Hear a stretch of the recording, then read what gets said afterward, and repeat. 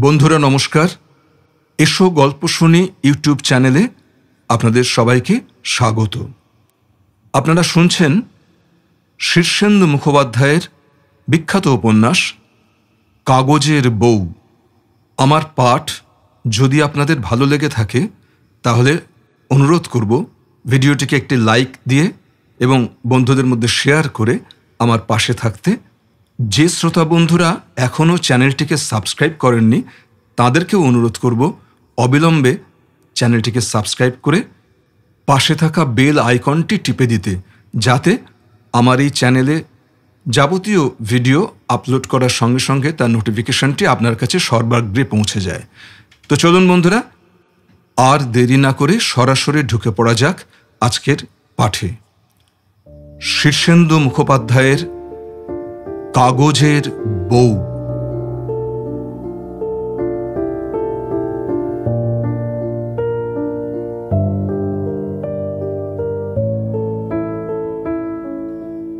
দুই।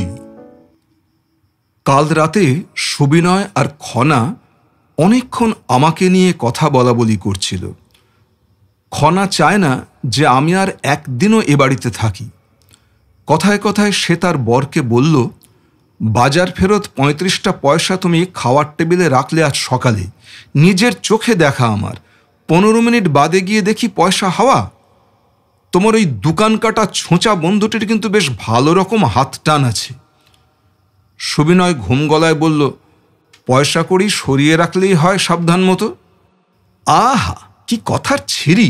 সারাক্ষণ ঘরে একটা চোর ছোঁচা বসবাস করলে কাহাতক সাবধান হবে মানুষ। তার চেয়ে ওকে এবার সরে পড়তে বলো। অনেক দিন হয়ে গেছে। আজ তুমি বাজার করলে, কিন্তু বেশিরভাগ দিনই তো তোমার ওই প্রাণের বন্ধুই বাজার করে। বাজারে কত পয়সা হাতায় তার হিসেব কে করছে? এই রকম সব কথা হচ্ছিল। আমি প্যাকিং বাক্সের বিছানা ছেড়ে উঠে গিয়ে দরজায় কান পেতে সব শুনছি। খুবই অপমানজনক কথা, কিন্তু কতটা অপমানজনক তা ঠিক বুঝতে পারছি না। তাছাড়া আমাকে শুনিয়েও তো বলেনি যে খামোকা অপমান বোধ করতে যাব। নিশুত রাতে আমার বিছানায় শুয়ে গ্রিলের ফাঁক দিয়ে এক ভাঙা চাঁদ দেখতে দেখতে ঘুম ছুটে গেল। কি করে বোঝাই এদের যে আমারও ২-৪টে পয়সা কড়ির দরকার হয়? আমার সবচেয়ে অসুবিধা এই যে আমার আজকাল বড় খিদের ভয়। সারাদিন আমার পেটে একটা খিদের ভাব চুপ করে বসে আছে। ভরা পেটেও সেই খিদের স্মৃতি। কেবল ভয় করে আবার যখন খিদে পাবে তখন খেতে পাবো তো। আমার আর একটা সমস্যা হলো পয়সা। পয়সা খুঁজতে খুঁজতে আমার জীবনটা গেল। সেই যে লণ্ঠন আর লাঠি হাতে গোবিন্দদের বাড়ি থেকে নিশুত রাতে বেরিয়ে পড়লাম, সেই থেকে পয়সা খোঁজার বিরাম নেই। পয়সাও যে কত কায়দায় আমাকে ফাঁকি দিচ্ছে, জীবনভর লুকোচুরি খেলছে আমার সঙ্গে, তা বলে শেষ হয় না। লাঠি লণ্ঠন নিয়ে সেই পালানোর পর ২ দিন বাদে বাগনানের বাসের আড্ডায় ৩টে ছ্যাঁচড়ের সঙ্গে আলাপ। কথায় কথায় অনেক কথা বেরিয়ে পড়ল। তাদের ব্যবসাপত্র খারাপ নয়, চুরি ছিনতাই আর ছোটোখাটো ডাকাতি করে তাদের ভালোই চলে। অনেক বলে কয়ে ভিড়ে পড়লাম তাদের সঙ্গে। তারা আমাকে প্রাণের ভয় দেখিয়ে বিস্তর শাসিয়ে সাবধান করে দিল, বেগরবাই করলে জান যাবে। বাগনান বাজারে এক দুপুরে বসে আছি।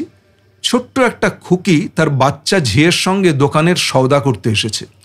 ছ্যাঁচড়দের একজন কদম বলল, ওই খুকিটা হলো হোমিও ডাক্তার কালীপদ ঘোষের ছোট মেয়ে। কানে একজোড়া সোনার বেল ফুল দেখা যাচ্ছে। দেখবে নাকি হে উপল ভদ্র? ওরা কেন যে আমার নামের সঙ্গে ভদ্র কথাটা জুড়ে নিয়েছে তা ওরাই জানে। প্রস্তাব শুনে আমার হাত পা ঝিমঝিম করছিল। আসলে আমার সব কাজে বাগড়া দেওয়ার জন্য একজন সং আছে। সে আমার বিবেক বুড়ো। যখন তখন এসে ঘ্যানোর ঘ্যানোর করে রাজ্যের হিতকথা ফেঁদে বসে। তাকে না পারি তাড়াতে, না পারি এড়াতে। ছ্যাঁচড়দের অন্য একজন হাজু আমাকে জোর একটা চিমটি দিয়ে বলল, ২ দিন ধরে খাওয়াচ্ছি তোমাকে, সে কি এমনি? যাও কাজে লেগে পড়ো। ধরা পড়ে মার খাও তো সেও এ লাইনের একটা শিক্ষা। মারধর বিস্তর খেতে হবে, বাবুয়ানি কিসের? সত্যিই তো, আমার যে মাঝে মাঝে এক পাগলাটে খিদে পায়, সেই সব খিদের কথা ভেবে বড় ভয় পাই। কাজে না নামলে কেউ খেতে দেবে কেন? উঠে পড়লাম। জানা আছে কালীপদ ঘোষের মেয়ে, কাজেই একটা সুবিধে। অ্যালুমিনিয়ামের তোবড়ানো বাটিতে খানিকটা বনস্পতি কিনে মেয়েটা রাস্তায় পা দিতেই গিয়ে বললাম, অখুকি, কালীপদদার কাণ্ডখানা কি বলো তো?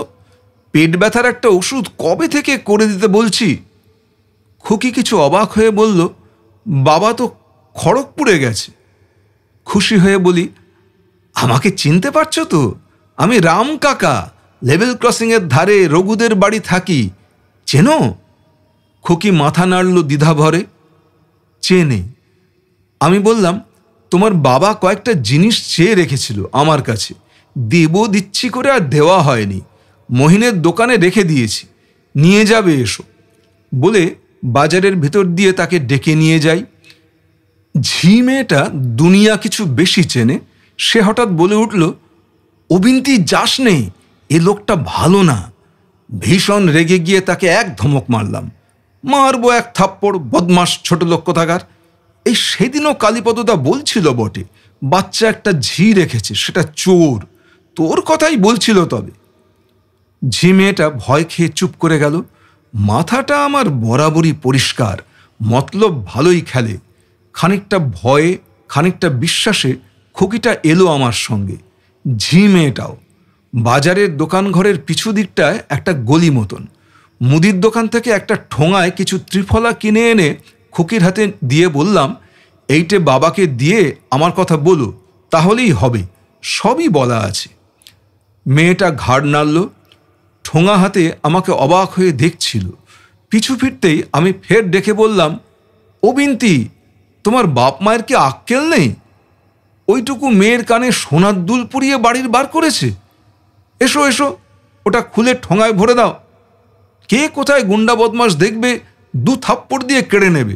কালও ছিনতাই হয়েছে এখানে। মেয়েটা কাঠ হয়ে আছে।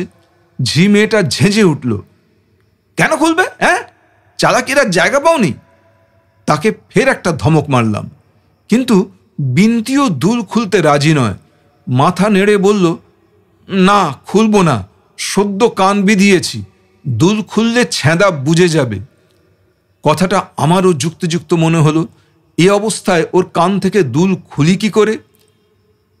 ছেঁচড়দের 3 নম্বর হলো পইলেন। সে কম কথা আর বেশি কাজের মানুষ।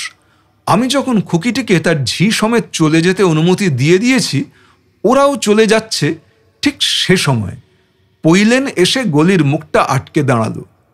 পরনে লুঙ্গি, গায়ে গেঞ্জি, রোগা কিন্তু পাকানো শক্ত চেহারা। কলা কৌশলের ধার দিয়েও গেল না। ঝি মেয়েটাকে একখানা পেল্লায় ধাক্কা দিয়ে মাটিতে ফেলে দিয়ে বলল, চেঁচালে গলায় পা দিয়ে মেরে ফেলব। সেই দৃশ্য দেখে বিন্তি থরথর করে কাঁপে, কথা সরে না। এক একটা প্যাঁচ ঘুরিয়ে পইলেন পুটপুট করে দুটো বেলকুঁড়ি তার কান থেকে খুলে বলল, বাড়ি যাও, কাউকে কিছু বললে কিন্তু মেরে ফেলব। রেল স্টেশনের দিকে হাঁটতে হাঁটতে পইলেন আমাকে বলল, সব জায়গায় কি আর কৌশল করতে আছে রে আহাম্মক? গায়ের জোর ফলালে যেখানে বেশি কাজ হয়, সেখানে অত পেঁচিয়ে কাজ করবি কেন? হক কথা। বেলকুড়ি দুটো বেচে যে পয়সা পাওয়া গেল, তার হিস্সা ওরা আমাকে দিল না। আমার আহাম্মকিতেই তো ব্যাপারটা নষ্ট হচ্ছিল প্রায়। একদিন পাঁশকুড়া হাওড়া ডাউন লোকালে তককে তককে 4 মূর্তি উঠেছি। শনিবার সন্ধে, ভিড় বেশি নেই। এক কামরায় একজোড়া বুড়ো বুড়ি উঠেছে। বুড়ির গায়ে গয়নার বন্যা। ইদানিং কারো হাতে মোটা বালা সমেত 6 গাছা করে 12 গাছা চুড়ি, গলায় মটরদানা হার বা কানে ঝাপটা দেখিনি। আঙুলে অন্তত 5 আনি সোনার 2টো আংটি। বুড়োর হাতে ঘড়ি, পাঞ্জাবিতে সোনার বোতাম, হাতে রূপো বাঁধানো লাঠি।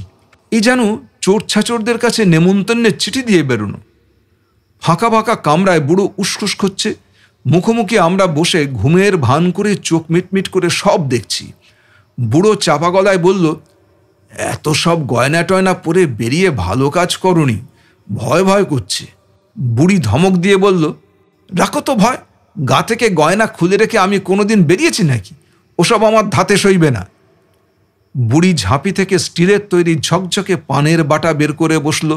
বাটাখানা চমৎকার, 12টা খোপে 12 রকমের মশলা, মাঝখানে পরিষ্কার ন্যাতায় জড়ানো পান পাতা, দামি জিনিস। পৈলেন আর হাজু গা ঝাড়া দিয়ে উঠল। আমি আর কদম কামরার দুধারে গিয়ে দাঁড়ালাম। পৈলেনের পিস্তল আছে, হাজুর ছুরি, কদম নলবন্দুক হাতে ওধার সামলাচ্ছে। কি জানি কেন আমার হাতে ওরা অস্ত্রশস্ত্র কিছু দেয়নি, কেবল ধারালো দুটো ব্লেড আঙুলের ফাঁকে চেপে ধরতে শিখিয়ে দিয়েছে হাজু।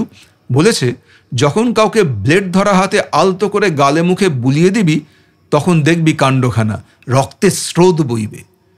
পৈলেন পিস্তল ধরতেই বুড়ো বলে উঠল, ওই যে দেখো গো, বলেছিলুম না, ওই দেখো হয়ে গেল। বুড়ি পানটা মুখে দিয়ে পৈলেনের দিকে তাকিয়ে বলল, এই মিনসেটাই ডাকাত নাকি? ওমা, এ যে একটু আগেও সামনে বসে ঝিমুচ্ছিল গো। বুড়ো আস্তে করে বলল, এখন ঝিমুনি কেটে গেছে, সামলাও ঠেলা। বুড়ি ঝংকার দিয়ে বলে ওঠে, আমি সামলাবো কেন? তুমি পুরুষ মানুষ সঙ্গে থাকতে এককালে তো খুব ঠ্যাঙালাটে নিয়ে আবগারির দারোগাগিরি করতে, এখন অমন মেনিমুখ হলে চলবে কেন? পৈলেন ধৈর্য হারিয়ে বলল, অত কথার সময় নেই, চটপট করুন, আমাদের তাড়া আছে। বুড়ি ঝংকার দিল, তাড়া আছে সে তো বুঝতেই পাচ্ছি, কিন্তু গয়না আমি খুলছি না, তাড়া থাকলে চলে যাও। হাজু চপ বলে একটা পেল্লায় ধমক দিয়ে হাতের আধাত দোধার ছোড়াটা বুড়োর গলায় ঠেকিয়ে বলল, 5 মিনিট সময় দিচ্ছি গয়না খুলতে, যদি দেরি হয় তো এই বুড়ো মানুষটার হয়ে যাবে দিদিমা, বিধবা হবেন। বুড়ি জর্দা আটকে দুবার হেঁচকি তুলে হঠাৎ হাউড়ে মৌড়ে করে কেঁদে উঠে চেঁচাতে লাগলো, ও মা গো, ও গো, তোমরা সব দেখো কি কাণ্ড, বুড়োটাকে মেরে ফেললো যে। কামরায় মোট 20 লোকও হবে না, এধার ওধার ছিটিয়ে বসেছিল, কেউ নড়ল না, সবাই অন্যমনস্ক হয়ে কিংবা ভয়ে পাথর হয়ে রইল। কেবল 2টো ছোকরা টিটকিরি দিল কোথা থেকে, দাদাদের কমিশন কত? একজন বলল, ও দাদা, অথরিটি কত করে নেয়? সব বন্দোবস্ত করা আছে না? গলায় ছোরা ঠেকানো অবস্থায় বুড়ো তখন তম্বি করছে, কি ব্যাপার বলো তো তোমার, গা করছো না যে? 5 মিনিটের আর কত বাকি আছে শুনি, শিগগির গয়না খোলো। বুড়ি তখনও জর্দার ধক সামলাতে পারেনি, 3-3টে হেঁচকি তুলে কাঁদতে কাঁদতে বলল, খুলতে বললেই খুলবো না, এসব গয়না ফের আমাকে কে তৈরি করে দেবে আগে বলো? তুমি দেবে? দেবো দেবো, শিগগির খোলো। বুড়ো তাড়া দেয়, কিন্তু বুড়ি তবু গা করে না। কষ্টে সৃষ্টে এক গাছা চুড়ি ডান হাত থেকে আঙুলের গাঁট পর্যন্ত এনে বলে, সেই কবে পড়েছিলুম, এখন তো মোটা হয়ে গেছি, এ কি আর খোলা সহজ? হাজু তার ছোরাটা এগিয়ে দিয়ে পিস্তলটা পৈলেনের হাত থেকে নেয়। পৈলেন ছোরাটা চুড়ির ফাঁকে ঢুকিয়ে এক টানে কেটে নেয়। দিদিমা চেঁচাতে থাকেন ভয়ে, কিন্তু পৈলেনের হাত পাকা, কোথাও একটুও ছড়ে যায়নি। পৈলেন পটাপট চুড়িগুলো কাটতে থাকে। দিদিমা দাদুর দিকে চেয়ে কাঁদতে কাঁদতে বলে, কথা দিলে কিন্তু সব গয়না ঠিক এরকম তৈরি করে দিতে হবে, তখন না কি সুরে বলতে পারবে না, এখন রিটায়ার করেছি, কোত্থেকে দেব? দেব দেব। দিদিমা তখন চারদিকে তাকিয়ে লোকজনের মুখ চেয়ে বলে, শুনে রেখো তোমরা সব, সাক্ষী রইলে কিন্তু, উনি বলেছেন সব ফের গড়িয়ে দেবেন। পৈলেন গোটা চারেক চুড়ি ততক্ষণে খুলে ফেলেছে কেটে, চমৎকার কাজ হচ্ছে। হাজু বাঁ হাত বাড়িয়ে বুড়ো লোকটার হাত ঘড়ি খুলে প্যান্টের পকেটে ঢুকিয়ে নিল। এবার গলার কাছে পাঞ্জাবির সোনার বোতামের প্রথমটা খুলে ফেলেছে। আমার কিছু করার নেই, দাঁড়িয়ে দেখছি। বলতে কি, ট্রেনের কামরায় ডাকাতির কথা বিস্তর শুনলেও চোখে কখনো দেখিনি সে দৃশ্য, তাই প্রাণ ভরে দেখে নিচ্ছিলাম। বুড়ি ফের 2টো হেঁচকি তুলে বুড়োর দিকে চেয়ে বলল, পিস্তলের নল মাথায় ঠেকিয়ে বোকার মতো বসে আছো কি? বোতামটা নিজেই খুলে দাও, নইলে ও মিনসে যেভাবে বোতাম খুলছে পুরনো পাঞ্জাবিটা না ফেঁসে যায়। আর প্রেসারের বড়ি থাকলে দাও তো, খেয়ে ফেলি, মাথাটা কেমন করছে, 2টো বড়ি দিও। এসব কথাবার্তার মাঝখানেই হঠাৎ একটা গন্ডগোল হয়ে গেল কি করে। মাঝখানের ফাঁকা বেঞ্চিতে অনেকক্ষণ যাবৎ একটা লোক হাকুচ ময়লা একটা চাদরে আগাপাশতলা মুড়ি দিয়ে শুয়েছিল। এইসব গন্ডগোলে বোধহয় এতক্ষণে কি করে তার ঘুম ভেঙেছে। চাদরটা সরিয়ে মস্ত একটা গোলপানা মুখ তুলে লোকটা তাকালো। চোখ 2টো টকটকে লাল, নাকের নিচে মস্ত ভুঁড়ো গোঁফ, গালে বিজবিজে কালো দাড়ি, লাল চোখে কয়েক পলক দৃশ্যটা দেখেই লোকটা হঠাৎ ঘুমের ধন্দভাব ঝেড়ে ফেলে তড়াক করে উঠে বসে বিকট গলায় বলে উঠল, মনকে বলে সাবাস। কথাটার অর্থ কি তা আমি আজও জানি না, কিন্তু ওই দুর্বোধ্য বিকট চিৎকারে হাজুর নার্ভ নষ্ট হয়ে গেল বুঝি। পৈলেনের পিস্তলটাও বোধহয় সে আগে বড় একটা হাতে পায়নি। পিস্তল হাতে থাকলে আনাড়িদের যেমন হয়, হাজুরও তেমন হঠাৎ ফালতু বীরত্ব চাগিয়ে উঠল। বুড়োকে ছেড়ে ঘুরে দুরুম করে আচমকা একটা গুলি ছুটল সে। গুলিটা গাড়ির ছাদে একটা ঘুরন্ত পাকায় পটাং করে লাগলো শুনলাম। যে লোকটা চেঁচিয়েছিল সে লোকটা হঠাৎ দ্বিগুণ চেঁচাতে চেঁচাতে উঠে চারদিকে দাবাতে লাগলো, মেরে ফেলেছে রে, মেরে ফেলেছে রে। তখন দেখি লোকটার পরনে একটা খাকি হাফ প্যান্ট, গায়ে স্যান্ডো গেঞ্জি, পুঁটলির মতো একটা ভুঁড়ি সামনের দিকে দাপানোর তালে তালে নড়ছে। পৈলেন ছোড়া হাতে বাঁই করে ঘুরে দৃশ্যটা দেখল। আমার আজও সন্দেহ হয় পৈলেন লোকটাকে নির্ঘাত পুলিশ বলে ভেবেছিল, নইলে এমন কিছু ঘটেনি যে পৈলেন মাথা গুলিয়ে ফেলে হঠাৎ দৌড় লাগাবে। আমি আজও বুঝি না পৈলেনের সেই দৌড়টার কি মানে হয়। দৌড়ে সে যেতে চেয়েছিল কোথায়? চলন্ত গাড়ি থেকে তো আর দৌড়ে পালানো সম্ভব নয়।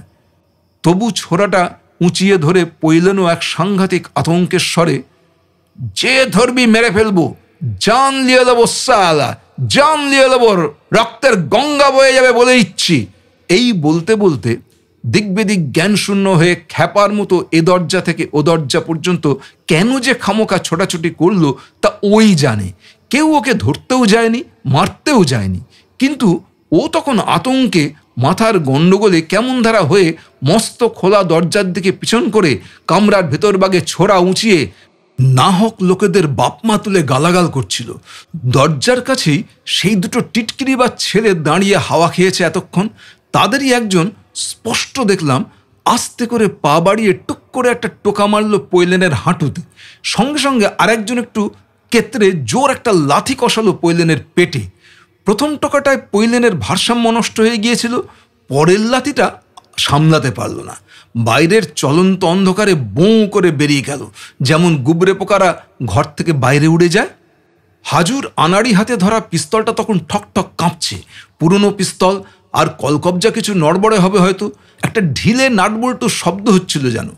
অকারণে সে আরেকবার গুলি ছুঁড়ল। মোটা কালো লোকটা তিড়িং করে লাফিয়ে একটা বেঞ্চে উঠে চেঁচাচ্ছে সমানে, গুলি গুলি, শেষ হয়ে গেলাম, পেটটা গেল, বুকটা গেল। কিন্তু আমি দেখছি গুলিটা একটা জোনাকি পোকার মতো নির্দোষভাবে জানলা দিয়ে উড়ে বাইরে গেছে। কিন্তু হাফ প্যান্ট পরা লোকটাকে সে কথা তখন বোঝায় কে?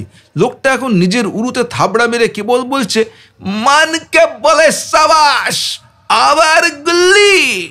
হাজু তখন বুড়োকে ছেড়ে হঠাৎ দুটো বেঞ্চের মাঝখানে বসে পড়ল। তারপর হামাগুড়ি দিয়ে দরজার দিকে যেতে যেতে পিস্তলটা মাঝে মাঝে নাড়ে আর বলে, চেন টানবে না কোনো শুয়োরের বাচ্চা, খবরদার, এখনো 4টে গুলি আছে, 4টে লাশ ফেলে দেবো। এইসব সময়ে হামাগুড়ি দেওয়াটা যে কত বড় ভুল তা বুঝলাম যখন দেখি হাজুর মাথায় কে যেন একটা 5-7 কেজি ওজনের চাল বা গমের বস্তা গলাম করে ফেলে দিল। বস্তার তলায় চ্যাপটা লেগে হাজু দম সামলাতে না সামলাতেই দরজার ছেলে দুটো পাকা ফুটবল খেলাড়ির মতো দুধার থেকে তার মাথায় লম্বা লম্বা কয়েকটা গোল কিকের শট জমিয়ে দিল। কামরার অন্য ধার থেকে কদম তখন চেঁচাচ্ছে, আমাকে ধরেছে, এই শালার গোষ্ঠীর শ্রাদ্ধ করি, এই রাঁড়ের ছেলে হাজু, পিস্তল চালা শালা, লাশ ফেলে দে। কিন্তু তখন হাজুর জ্ঞান নেই, পিস্তল ছিটকে গেছে বেঞ্চের তলায়। 2 সেকেন্ডের মধ্যে ওধার থেকে হাঁটুরে মারের শব্দ আসতে লাগলো। লোকজন সব সাহস পেয়ে গেছে। সোনার বোতামওয়ালা বুড়োটাও তখন রূপো বাঁধানো লাঠি হাতে উঠে গেল ওধারে। তাকে বলতে শুনলাম, আহা হা, সবাইকে চান্স দিতে হবে তো, অমন ঘিরে থাকলে চলে, একটু সরো দিকি বাবারা এধার থেকে, সরো সরো। বলতে না বলতেই কদমের মাথায় লাঠিবাজির শব্দ আসে ফটাস করে। কামরা শুদ্ধ লোক ওদিকে ধেয়ে যাচ্ছে। এধারে হাজুর মাথায় সমানে ফুটবলের লাথি। কয়েকটা গাইয়া লোক উঠে এসে উবু হয়ে বসে বেধড়ক থাপড়াচ্ছে। একজন বুকে হাঁটু দিয়ে চেপে হাজুর নাকে আঙুল ঢুকিয়ে চটচড়িয়ে নাকটা ছিঁড়ছে। আমি বেকুবের মতো কিছুক্ষণ দাঁড়িয়ে থেকে হঠাৎ বুঝতে পারি, আরে আমিও যে এদের দলে ছিলাম। বুঝেই হঠাৎ চারধারে চনমনে হয়ে তাকিয়ে পালানোর পথ খুঁজি। ঠিক এ সময় সেই মোটা কালো লোকটা বেঞ্চের ওপর থেকে নেমে এসে দু হাতে আমাকে সাপটে ধরে ফেলল, বিকট স্বরে বলল, মানকে বলে সাবাস! দেখেন তো মশাই, আমার কোথায় কোথায় গুল্লি দুটো ঢুকলো, দেখেন, ভালো করে দেখেন, রক্ত দেখা যায়। আমি খুব অস্বস্তির সঙ্গে বললাম, আরে না, আপনার গুলি লাগেনি। বলেন কি? লোকটা অবাক হয়ে বলল, মানকে বলে সাবাস, লাগে নাই? হ্যাঁ, দুইটা গুল্লি লাগেনি, আমি দেখেছি। ওধার থেকে কদম আমার নাম ধরে বার কয়েক ডাক দিয়েই থেমে গেল। পাইকারি মারের চোটে তার মুখ থেকে কয়েকটা কোঁক কোঁক আওয়াজ বেরোলো মাত্র। এধারে হাজুর আদমরা শরীরটার তখনও ডলাই মলাই চলছে। মোটা কালো লোকটা ভালো করে নিজের গা দেখে টেকে গুলি লাগেনি বুঝে নিশ্চিত হয়ে চারধারে তাকিয়ে অবস্থাটা দেখল। বোধহয় পৌরুষ জেগে উঠল তার। হাজুকে দেখে সে পছন্দ করল না, বলেই ফেলল, এইটারে আর মেরে হবেটা কি, টেরই পাবে না, চলেন ওই ধারের হারামজাদারের দুইটা দেই। এই বলে আমাকে টানতে টানতে ওধারে নিয়ে গেল। রূপমাধানো লাঠি হাতে বুড়ো লোকটা ভিড় থেকে বেরিয়ে এসে বলল, কত আর পারা যায়, হাতে আবার আর্থারাইটিস। যারা মার দিচ্ছিল তারা কিছু ক্লান্ত, দু একজন সরে গিয়ে আমাদের জায়গা করে দিয়ে খাতির করে বলল, ভালো মতো দেবেন, এদের গায়ে মারধর তেমন লাগে না। কালো মোটা লোকটা অসুরের মতো লাফিয়ে পড়ল কদমের ওপর। মুহূর্তে কদমের মাথার এক মুঠো চুল উপড়ে এনে আলোতে দেখে বলল, হেই শালা, পরচুলা নাকি? না, পরচুলা নয়, আমি জানি, কিন্তু সে কথা বলাটা ঠিক হবে না বলে বললাম না।